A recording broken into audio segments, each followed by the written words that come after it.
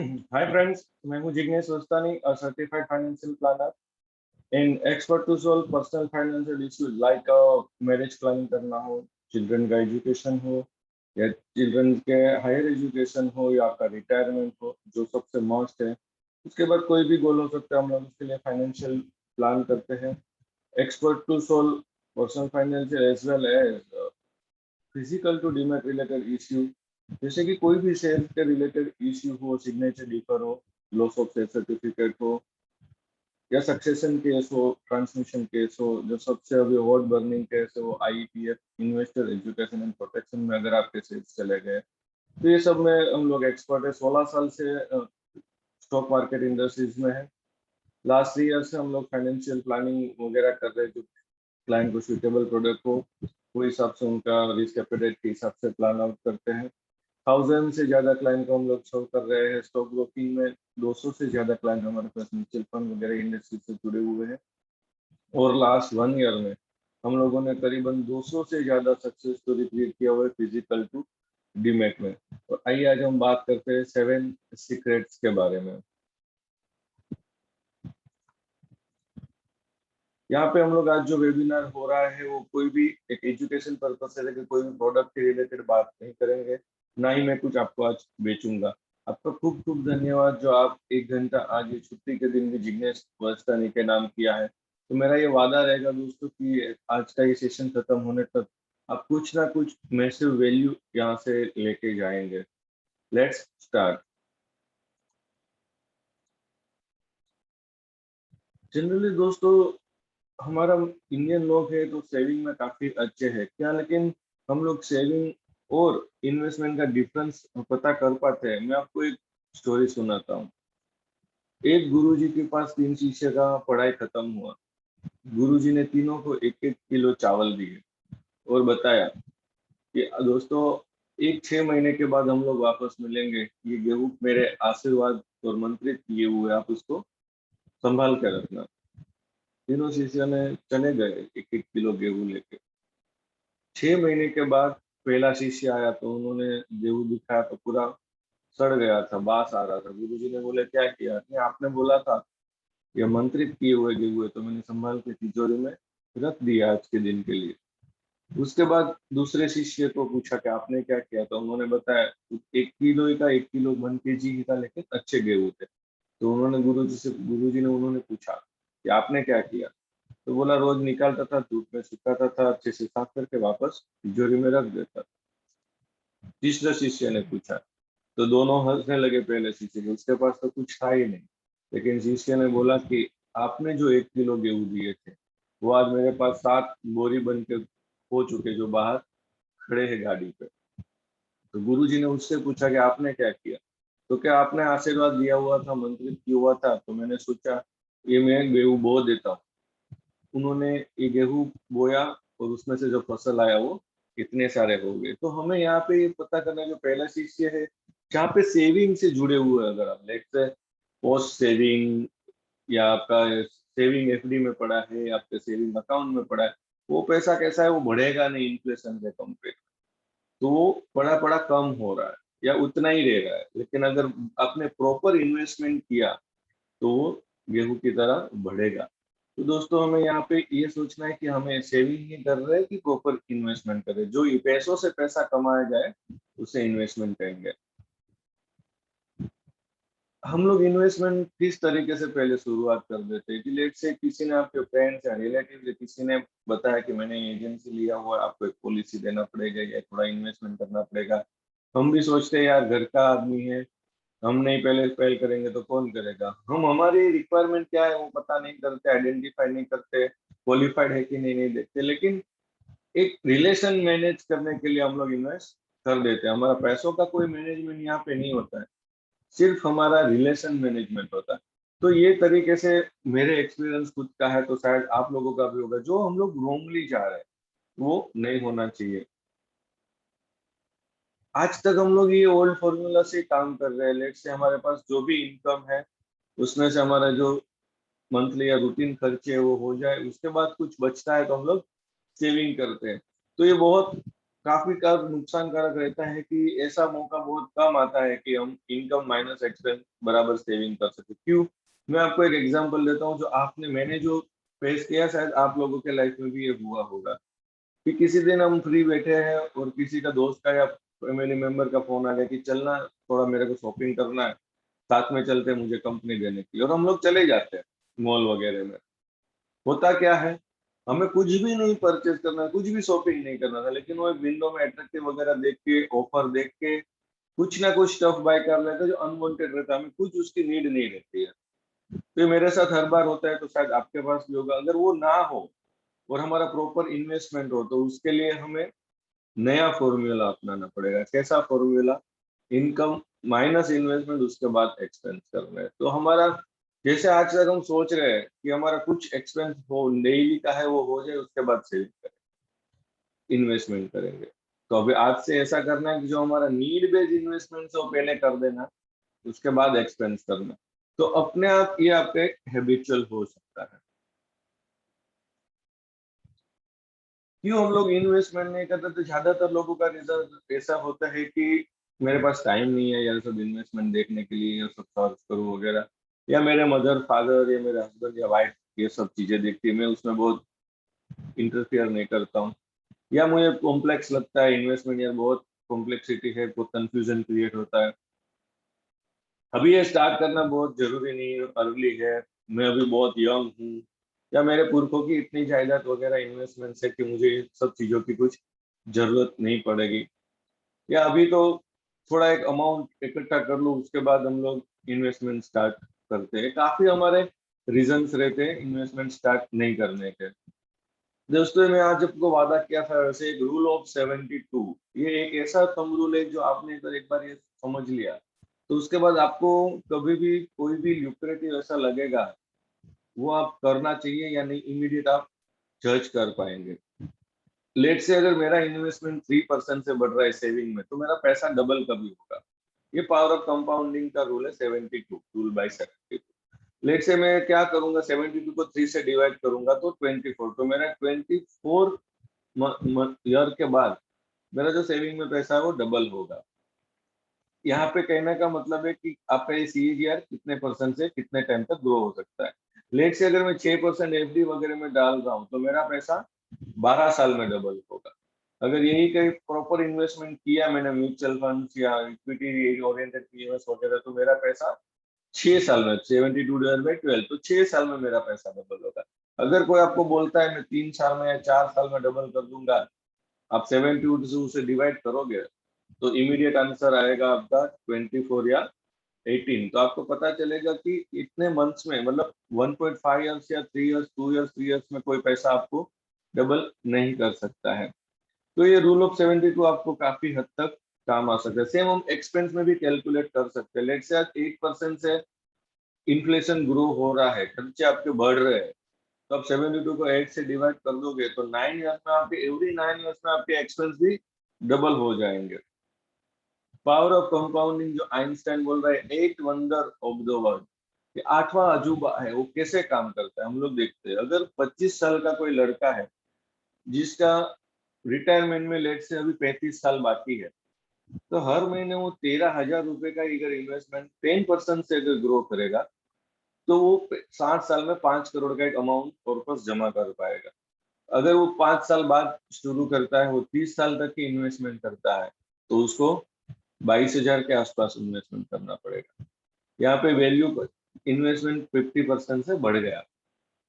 अगर वही 50 साल पे करना शुरू करेगा, तो 10 साल ही बचेगा, और 2.5 लाख के 2,40,000 के आसपास का इन्वेस्टमेंट करना पड़ेगा। तो दोस्तों, ये यहाँ पे कहने का मतलब है, जितना अर्ली स्टार्ट किया उतना लंबा टाइम तक गए, तो रिस्क भी कम, इन्वेस्टमेंट भी कम होगा, और वैल्यू आपको जो आपको चाहिए वो मिल सकता है। स्टार्ट अर्ली, हमने लास्ट स्लाइड में देखा कि जितना आप जल्दी स्टार्ट कर पाएंगे, उतना आपके लिए बेनिफिट वो क्रिएट कर देगा, उतना रिस्क कम हो जाएगा। काफी बार हम लोग सोचते हैं कि एक बड़ा अमाउंट, एक बड़ा कॉर्पस जमा कर लो, उसके बाद इन्वेस्टमेंट स्टार्ट करते हैं। तो ये दोस्तों काल काफी हद तक क्या होता है कि हम, वो हमारा टाइम चला जाता है। एक लेट से 15,000, 10,000, 50,000, लाख पे जो भी है, 1000 2000 जो भी है वहां से एसआईपी या लमसम हमें स्टार्ट करना चाहिए। एक बार स्टार्ट का हैबिचुअल हमें बन जाता है, उसके बाद वो रेगुलर सेविंग्स इम्पोर्टेंट कैसा है हमें समझ में आता है, और पैसों से पैसा बनना शुरू हो जाता है।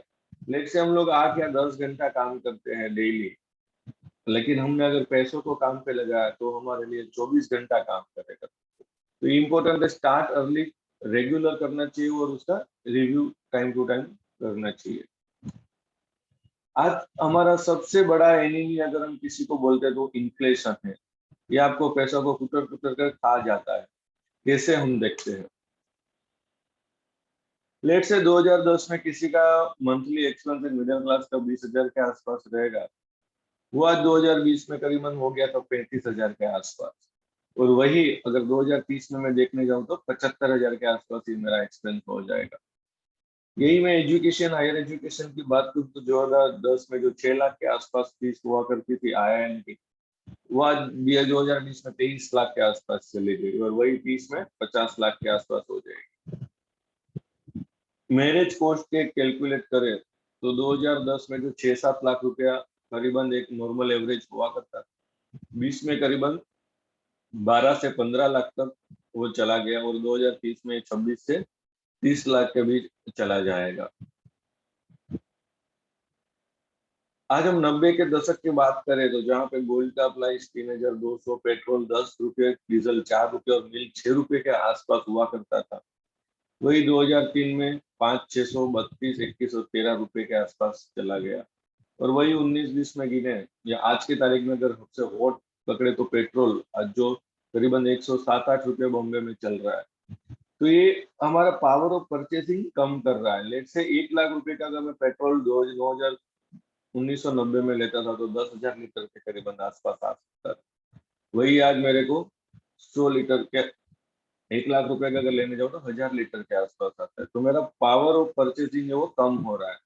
ये है इन्फ्लेशन जो हमें कुछ हमारे पैसों की वैल्यू कम कर रहा है। तो एटलीस्ट हम जो भी इन्वेस्टमेंट करें वो इन्फ्लेशन से 1 या 2 या 3% ROR, real rate of return, मतलब जो भी इन्वेस्टमेंट का हमारा रिटर्न है माइनस इन्फ्लेशन।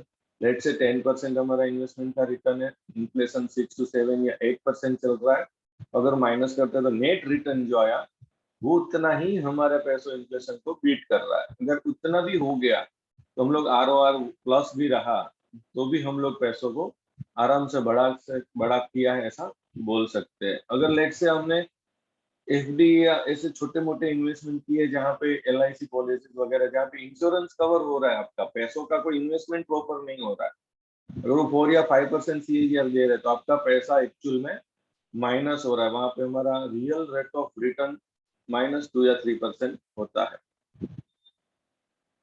अगर हम इन्वेस्टमेंट प्रॉपर करना चाहे, लंबे अवधि तक करना चाहते हैं, उसको डिस्टर्ब ना हो, तो सबसे पहला स्टेप हमारा होना चाहिए इमरजेंसी फंड बिल्डअप करना।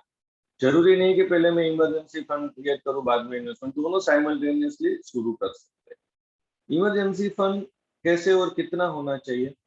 इमरजेंसी फंड आपके जो मंथली एक्सपेंस है, लेट से आपका हाउस होल्ड एक्सपेंस है, कोई भी आपके लोन्स वगैरह चल रहे हैं उसके EMI जो भी आ रहे हैं और आपके बच्चों का फीस जो भी है, इंटू 6 महीने का आपके पास एक इमरजेंसी फंड होना चाहिए, जिससे आपका जो डेली लाइफस्टाइल है वो इम्पेक्ट ना पड़े। कोई भी इमरजेंसी अगर आती है तो आपको इमीडिएट इन्वेस्टमेंट की तरफ नजर ना दौड़ानी पड़े। ये इमरजेंसी फंड जो भी आप उसका यूज कर सकते हैं। लेट से आपका जॉब छूट गया, 1-2 महीना 3 महीना दूसरा नया जॉब पे लगेगा, कोई एक बिजनेस स्टार्ट कर रहे हो जॉब छोड़ के, और आपको एक ऐसी चिंता ना होनी चाहिए कि मैं घर कैसे चलाऊंगा, तो ये 6 महीने के इमरजेंसी फंड अगर आपने साइड पर रख दिया और उसके बाद आपने किया तो आपका ना इन्वेस्टमेंट डिस्टर्ब होगा ना आपकी रूटीन लाइफस्टाइल डिस्टर्ब होगी। ये लास्ट कोविड के जो फर्स्ट फेज आया था तभी तभी काफी हाउस होल्ड ने ये 1-2 महीने के बाद फेस किया था, लेकिन इमरजेंसी फंड की वजह से इन्वेस्टमेंट भी नहीं डिस्टर्ब करना पड़ा, रूटीन लाइफस्टाइल भी चेंज नहीं हो, और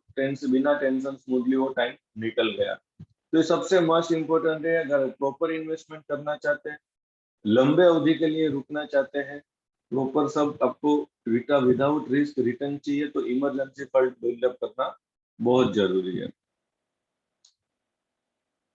काफी हम लोगों ने इन्वेस्टमेंट के रिलेटेड बात कर लिया दोस्तों, लेकिन सब कुछ हम लोग कर क्यों रहे हैं? हमारा फैमिली और हमारे फैमिलीज और हमारे ड्रीम्स के लिए।